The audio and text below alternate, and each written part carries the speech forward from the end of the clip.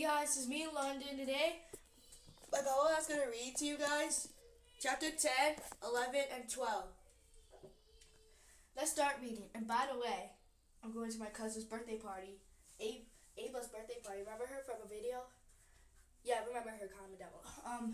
I'm going to her birthday party on Saturday, and I'm so excited. I gotta be ready by 3. I gotta be ready by 2 or... Yeah, I gotta be ready by 3. And I'm reading to you guys a Bible at 5 o'clock. So maybe I'll be home at 5 or 6. I don't know. Let's start already.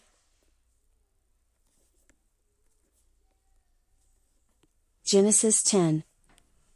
This is the account of Shem, Ham, and Japheth, Noah's sons, who themselves had sons after the flood.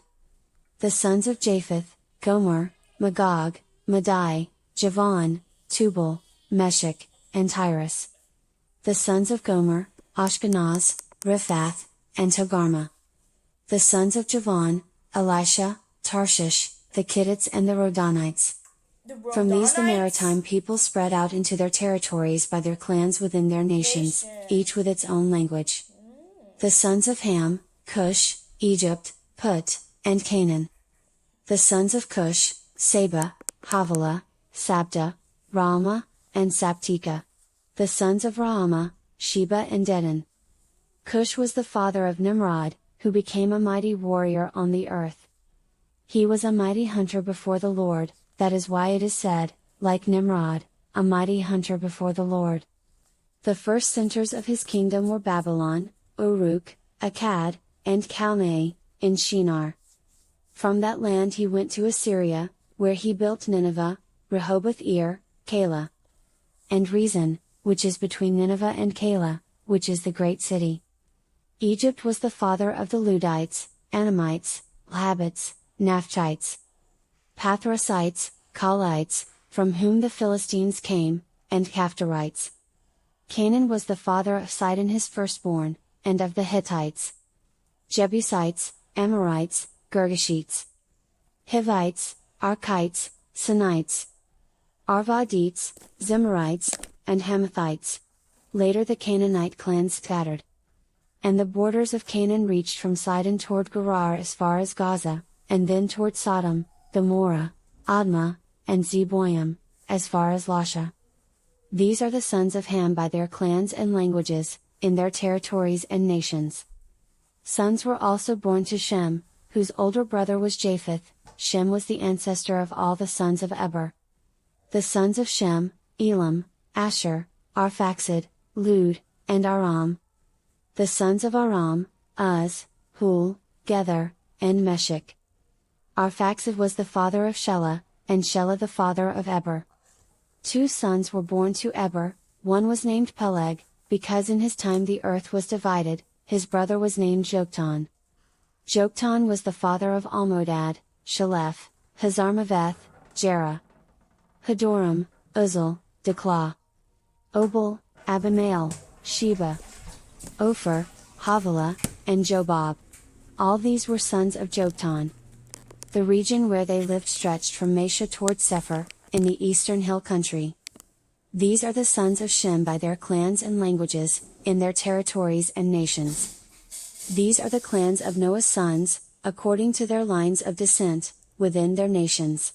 From these the nations spread out over the earth after the flood. Genesis 11. Now the whole world had one language and a common speech. As people moved eastward, they found a plain in Shinar and settled there. They said to each other, "Come, let's make bricks and bake them thoroughly." They used brick instead of stone, and tar for mortar. Then they said, "Come, let us build ourselves a city, with a tower that reaches to the heavens, so that we may make a name for ourselves, otherwise we will be scattered over the face of the whole earth." But the Lord came down to see the city and the tower the people were building. The Lord said, "If as one people speaking the same language they have begun to do this, then nothing they plan to do will be impossible for them. Come, let us go down and confuse their language so they will not understand each other." So the Lord scattered them from there over all the earth, and they stopped building the city.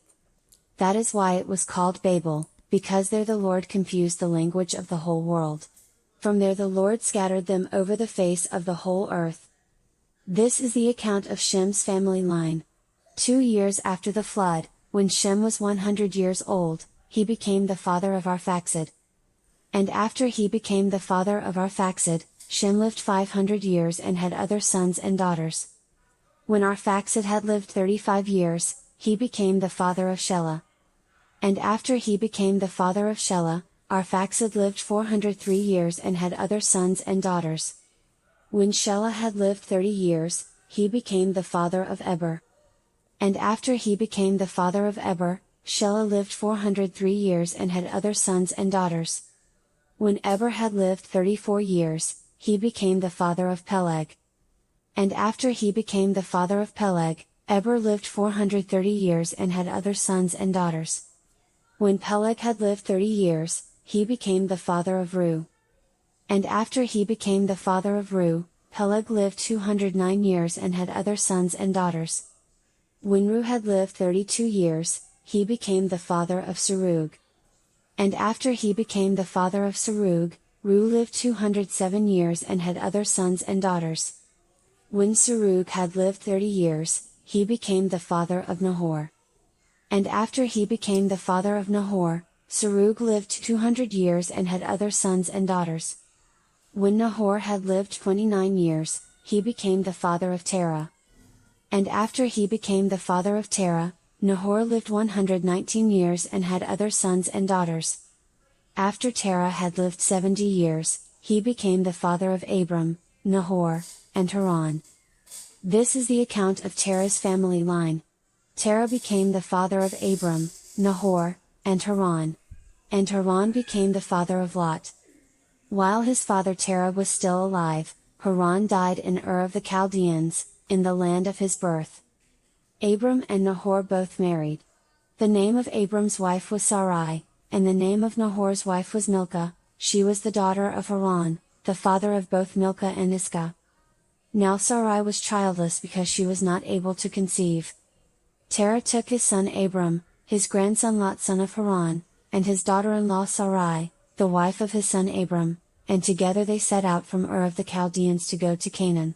But when they came to Haran, they settled there. Terah lived 205 years, and he died in Haran. Genesis 12. The Lord had said to Abram, "Go from your country, your people and your father's household to the land I will show you. I will make you into a great nation, and I will bless you, I will make your name great, and you will be a blessing.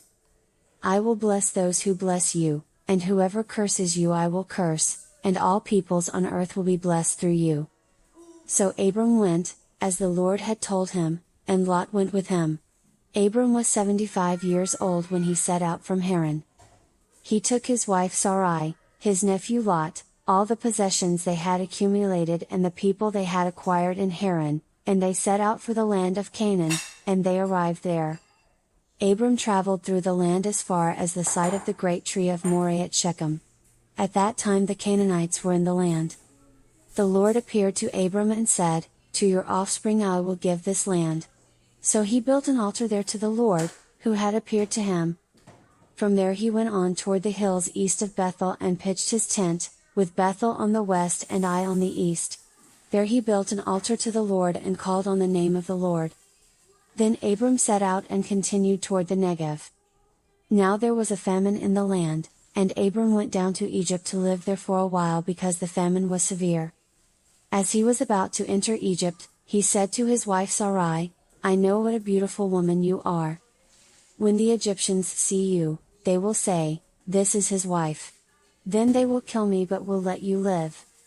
Say you are my sister, so that I will be treated well for your sake and my life will be spared because of you." When Abram came to Egypt, the Egyptians saw that Sarai was a very beautiful woman. And when Pharaoh's officials saw her, they praised her to Pharaoh, and she was taken into his palace.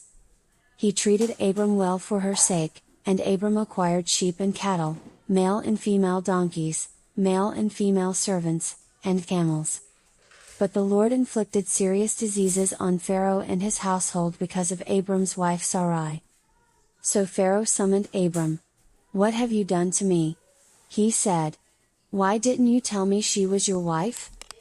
Why did you say, 'She is my sister,' so that I took her to be my wife?